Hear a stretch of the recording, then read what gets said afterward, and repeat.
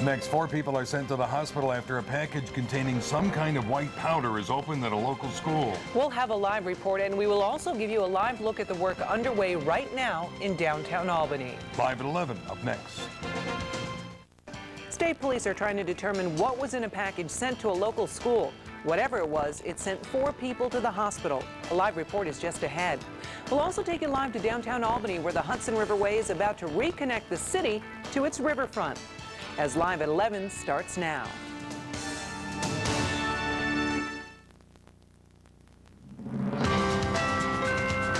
Now, the Capital Region's #1 late news, News Channel 13, live at 11. Tonight's top story, 4 people are sent to the hospital after a strange package is opened at a local school. This is News Channel 13, live at 11. Good evening. Thanks for joining us. I'm Ed Dague. And I'm Lydia Kulbida. The package that came to the Argyle Central School contained some type of powder that burned the arms of the people who came into contact with it. John Allen is live at the Washington County offices now with more on the story. John? Lydia, according to the Argyle Central School Superintendent, Dr. Jenna Cohn, this incident began at about 11 o'clock this morning when a teacher at the school opened a letter that appeared to be from a publishing company. This letter was postmarked Trenton, New Jersey. Now, this letter was addressed to a teacher who no longer works at the school, but was given to the teacher who now works in that position. Now, according to the superintendent, the letter was double enveloped. The inner envelope had been torn and taped. When the teacher opened it, a light brown substance, the consistency of sugar mixed with baking powder, fell out. The teacher took the letter to the main office. 911 was called. State police, sheriff's department, and hazmat teams eventually arrived. The office and classroom were sealed off.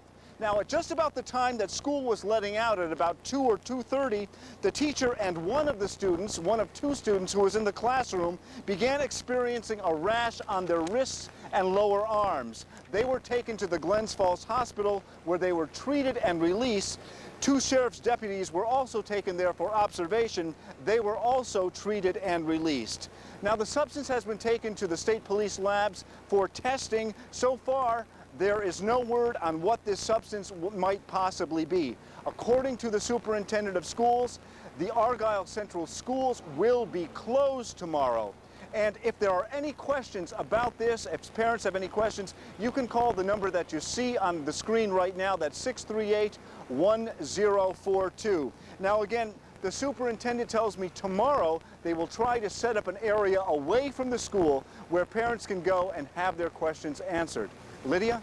I'm sure they'll have a lot of questions. With this immediate skin reaction, you're not thinking of anthrax, but with the postmark from Trenton, New Jersey, that's where the other anthrax letters came from. Exactly, Lydia, and I think that's what raised some suspicion, and that's what made them even more eager to get this to a lab to get it tested. Once again, the teacher and the student treated and released for a rash on their lower wrists, and also 2 sheriff's deputies taken there for observation. They were also released from the Glens Falls Hospital. The big question tomorrow then will be why Argyle. John Allen live this evening. Thank you very much. Ed? Well, there is a promising new medical development concerning anthrax tonight. It is a new test that could determine whether someone has contracted the potentially deadly disease. But as Jim Hanchett reports, this test takes minutes, not days. New Yorker Kathy Wen's funeral was today. She had inhaled anthrax. As she is mourned, inhaled anthrax victim Norma Wallace goes home after 17 days in the hospital. I understand I was very close to death, but I understand that I was under the care of physicians who believed in the power of God. Wallace says her case proves there is hope for anthrax victims. And there's another reason for hope. Doctors at the Mayo Clinic say they've developed a new DNA test that can detect the presence of anthrax in 30 minutes. Potential victims now have to wait several nerve-wracking days to learn their status, delaying critical care. If the new test eases anthrax anxieties, air travelers may get the jitters due to an astonishing incident at Chicago's O'Hare Airport. Subhash Gurung is in jail, charged with carrying a concealed weapon on a plane after a random check of his carry-on bag seconds before he boarded a United Airlines flight to Omaha revealed a cache of weapons.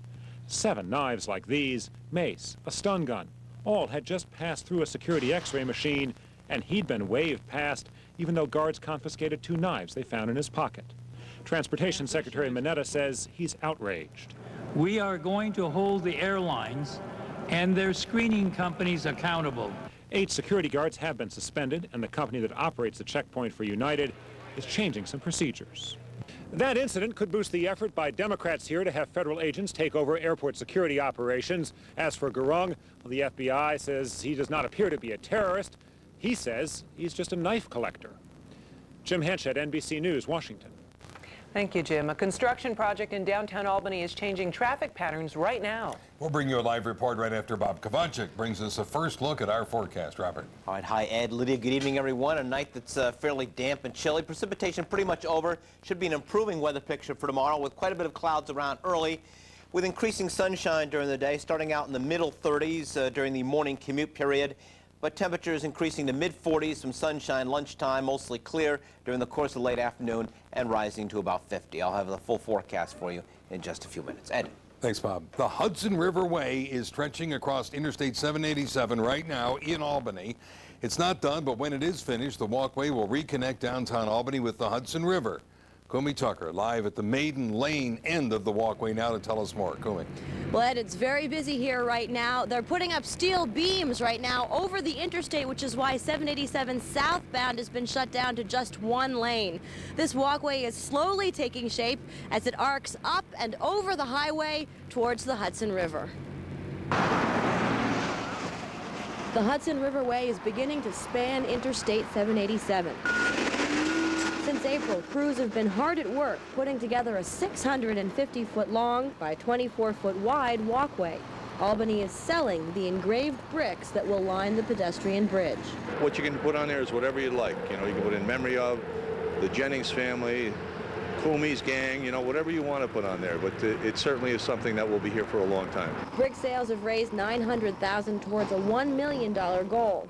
The mayor is hoping that people will buy the $50 or $250 commemorative blocks for the holidays to become a part of Albany history. A lot of people have requested because they're seeing the steel go up. They're seeing a lot of activity down here. So we extended the deadline till December 20th. Officials say bridge construction is right on schedule. It should be finished by next summer. The pedestrian walkway will eventually connect downtown Albany to a redesigned Corning Preserve. We're working on an amphitheater so that a lot of our entertainment will take place down here. We're talking about a restaurant. We're talking about some other ideas. This is just a small part of our development plans for the riverfront, but it's a first major step. And the people of Albany will once again have access to their river. As you can see right now, they are slowly lowering another huge section, a steel beam, putting it in place. And of course, there are many more of those to go. That's why tomorrow, Wednesday, and Thursday nights, between the hours of 7 at night and 6 o'clock in the morning, both sides of 787 in both directions will be shut down to just one lane. And officials caution you should be ready for some traffic stoppages altogether. Ed? But in all cases, those end at 6 a.m., right? In time for rush hour. They're hoping to get all of the construction done overnight. Sounds like a good plan. Hope it works. Hope it does. Kumi Tucker, Maiden Lane in Albany. Thank you, Lydia. This is the final night of campaigning for the candidates in tomorrow's local elections. Off-year elections traditionally draw fewer voters than in years when national or statewide office holders are being chosen. Congressman Mike McNulty, however, believes there will be greater participation this year because of the events of September 11th. I think that there's a greater appreciation post-September 11th for the right to vote and the freedoms that we enjoy in this country and what this country stands for. And even though this is a local election, I am predicting that the numbers will be up a bit from a normal off-year election. The polls are open in New York tomorrow from 6 in the morning until 9 at night. Voters will be choosing mayors in Pittsfield and North Adams, Massachusetts as well. The polls in Pittsfield are open from 8 until 8, in North Adams from 9 a.m. until 7 p.m. Among the many vote totals we'll be tracking tomorrow is a proposal to change the wording of the New York State Constitution. Voters will be asked to decide whether the language of the Constitution should be changed to make it gender neutral. There are currently about 170 references to he or him or assemblymen in the Constitution. Some believe the language should be changed so that workman becomes worker, assemblyman becomes assembly member, fireman becomes firefighter. In other places, he would become the office, governor or lieutenant governor, and his office becomes his or her office. Perhaps the hottest race, though, across the whole state, the one to decide who will replace Rudy Giuliani as mayor of New York City. The latest polls show Republican Michael Bloomberg and Democrat Mark Green tied. Jay DeDapper brings us more on the night before this election. Michael Bloomberg may not be a politician, but he's no political dummy. He lunched today in Little Italy with his biggest asset, Rudy Giuliani. People are focusing on the election, and they're saying to themselves, who is better qualified from their background to lead the city at a time in which the city's economy needs to be rebuilt. Bloomberg desperately trying to steal the election from Green after erasing Green's double-digit lead in less than 2 weeks. Green desperately trying to convince Democrats to stay loyal, hauling out the biggest Dems around for events all over the city. I've seen a lot of these negative attacks on him. I'm telling you, he's a good man who will do a good job as mayor of the city of New York. But Green is battling back on TV as well, where Bloomberg's negative ad blitz has been overwhelming. Today, a new Green spot savaging Bloomberg. Kill it. Kill it.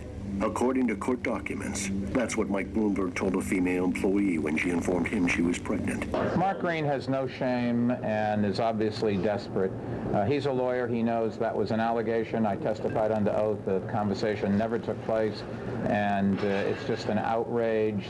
But Bloomberg's got his own questionable new ad. Invoking race should never happen again. If this is what they think of Green, what should you think? Schumer was not talking about Green, and like the other Democrats in this ad, has endorsed him. Still, most of the others in that ad have not campaigned for Green. The rift between Ferrer supporters and Green not healed. Rangel appearing today for the first time since last week, but not speaking. Bloomberg trying to capitalize on all this, Green now saying it's just a distraction. The Bloomberg campaign wants the public diverted into these lesser issues because he hasn't had one day in or one accomplishment in public life in our city. It's like hiring... That was Jay DeDapper reporting, and we will have complete election coverage tomorrow night. Much more to come here. Tonight, police made an arrest today in a fatal hit-and-run case in Saratoga County. We'll have that story at 11:13. And some souvenirs from the World Series stopped in Albany today. Tell you more about that at 11:34. Live, local, late breaking. With Ed Dague and Lydia Kulbida. This is News Channel 13, live at 11. News Channel 13 is sponsored in part by Chrysler Plymouth and by Taft Furniture, the big store.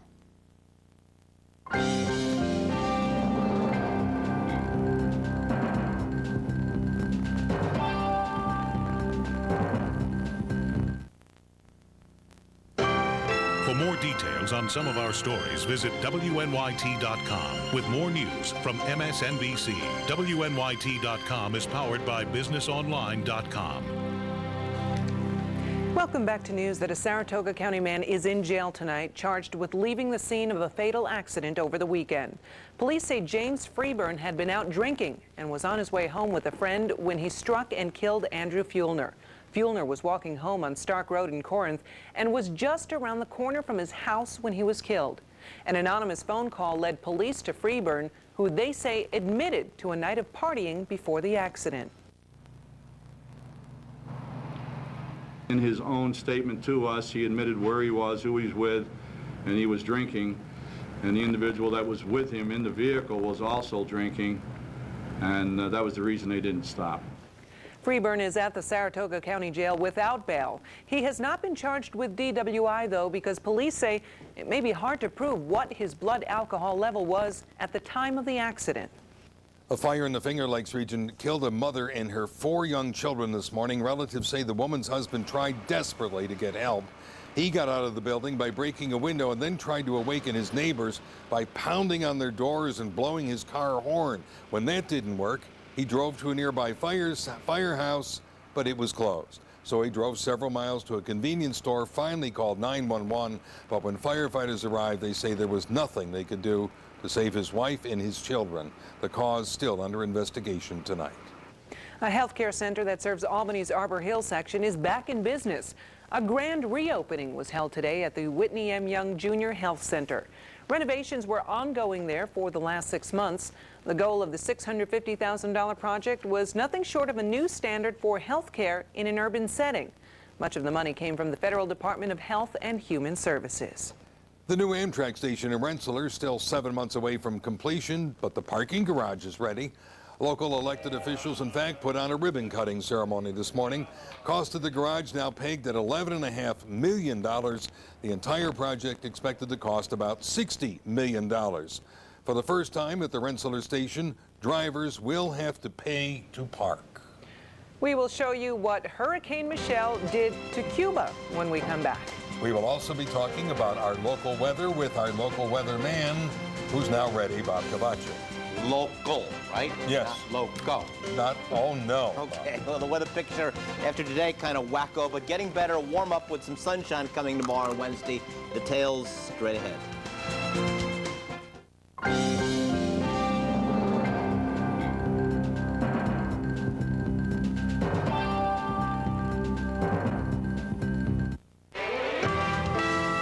Coming up, News Channel 13 First Warning Weather with meteorologist Bob Kovachick.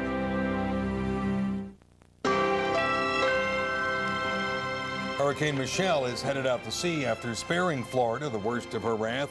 The storm did kill 5 people as it passed over Cuba. In fact, 750,000 people were evacuated from their homes in Cuba as that storm and its 130-mile-an-hour winds approached and finally headed off into the sea, never to be seen again.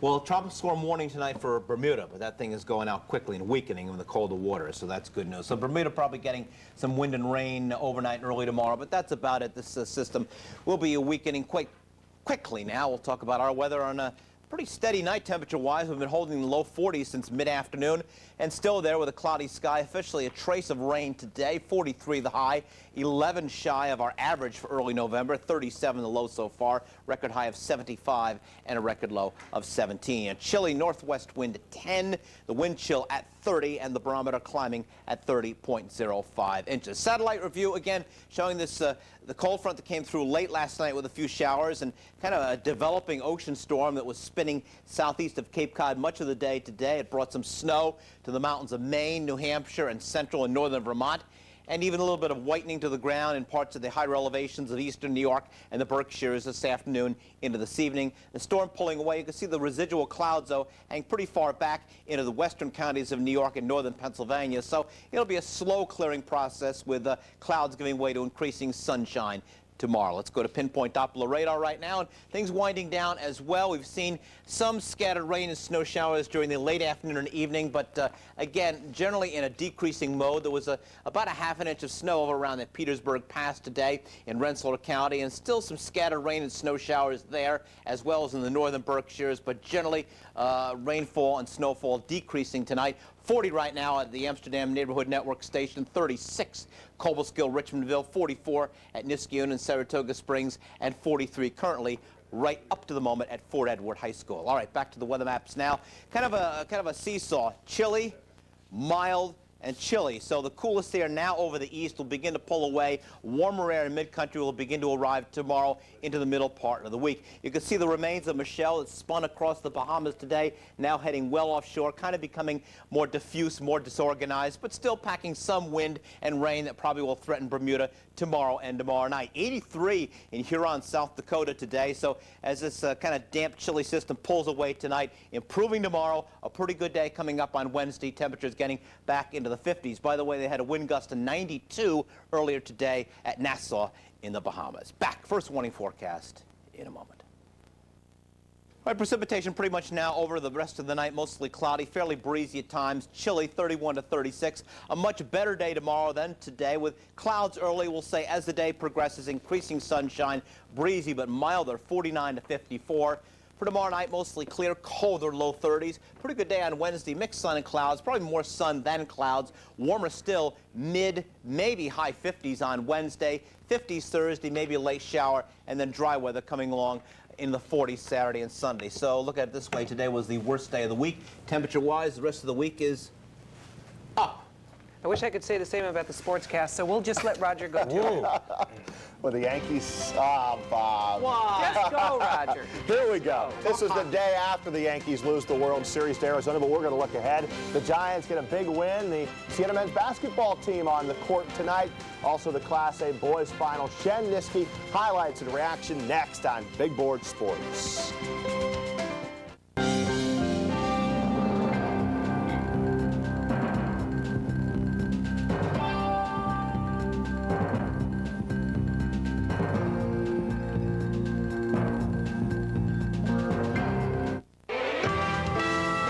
Coming up, Big Board Sports with Rodger Wyland.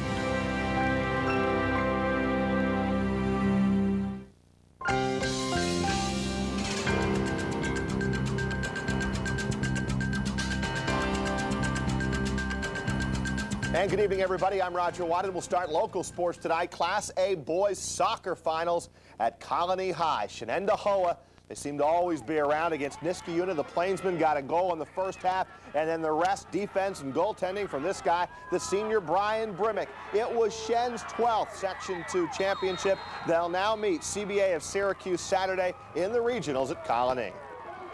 Our defense has been strong all year, and, you know, Brian Brimmick came up big when he had to, and, you know, it's a great, great to get back into the finals and to, to win it again. Also, CCC final, Maple Hill shuts out Mayfield 1-0. The college basketball season is upon us. Tonight, the Siena men's team playing an exhibition game at the Pepsi Arena against the USDBL All-Stars. Another new coach. Just about every year we have a new coach at Siena. Rob Lanier made his debut tonight, and his team lit it up for 50 first-half points. Senior Dwayne Archibald had 15 in the first half, a game-high 23. Austin Andrews is going to be a solid player this year. The Saints put 4 in double figures, and they won at 82-68. I think sports fans still buzzing about the World Series. Some think it's the best ever played, and that'd be tough to argue. It was very good, and after a great run in which the Yankees won, what, the last 3 and 4 out of the last 5, it was Arizona's time to celebrate. After the game, owner George Steinbrenner says his team would be back, but it won't be the same team. O'Neill, Martinez, Brocious are probably 3 guys that won't be back. In fact, O'Neill will retire. But the Yankees have money. They're going to spend it, and they will still have Pettit, Yacina, Soriano, Jeter, Williams, and Rivera. So it's possible the Yankees, with a little help, will just reload. Paul O'Neill is tough. I'm going to miss Paul O'Neill. And if Tino's not here and Brocious isn't here, and Nabi and Soho and all those people, we meant a lot to each other this year. Different people come together for the same things, and they certainly melded very well together. A lot of chemistry on that team over the years. Giants may look back at yesterday's win and say it saved the entire season. 2 different halves, but they got it done over the Cowboys. Fortunately, they played much better in the second half, and the win gives them a 4-4 record. Giants are on the road the next 2 weeks at Arizona, at Minnesota, and then home to the Raiders. So losing to the Cowboys yesterday would have been hard to overcome. And we have to fight our way through it. And the other thing that I always talk about is we've got to work towards improvement. And we got to continue to get better and better and better. You throw in the mix if you can stay injury-free, and there isn't anything that couldn't happen to this season that we started out believing, if we still believe it. And I do believe it.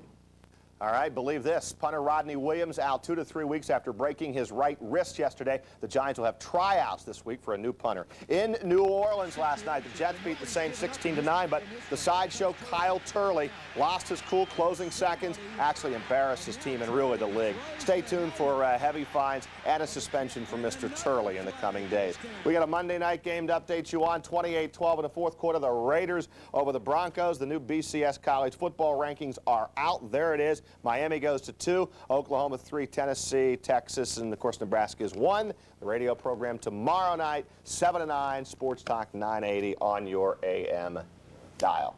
That'll do it. We'll see you tomorrow night, guys. Okay, thanks, Rodger. We'll be talking about baseball just a little bit more when we come back. It seems that some World Series memorabilia made a stop in Albany today on its way to the Hall of Fame in Cooperstown. More of the story coming up. Welcome back to a story Bob Kovachick is trying not to pay attention to. Memorabilia headed to the Baseball Hall of Fame made a stop in Albany today. At the Albany International Airport, selected items from the 2001 World Series arrived on a plane from Arizona. The bat used by Luis Gonzalez to get the winning hit and the cap of co-MVP Curt Schilling are among the items headed to Cooperstown. This is one of the most memorable series probably in history. Game 7 reminiscent very much of 1991. There were a lot of underlying stories that help tell the story of this great World Series, and as such, all of them will be documented in Cooperstown. Yankee fans saw some spectacular plays from their team in the series as well. This includes the hit that tied Game 5 in the 9th inning. So the bat that Scott Brocious used in that game headed to Cooperstown too.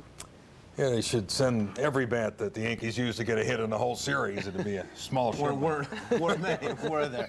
Well, spring training, 3.5 months anyway. Wow, hope spring's eternal. Wake-up weather, clouds chilly, mid to upper 30s, sunrise 6:35 a.m. Not a bad day, warming up tomorrow, sunshine, low 50s, mild through midweek. In fact, the rest of the week better than it was today. That's it. Night, night. See you tomorrow. Night, night, Bob. Thank you for joining us tonight. We'll see you again tomorrow. Election night. See you then. Good night.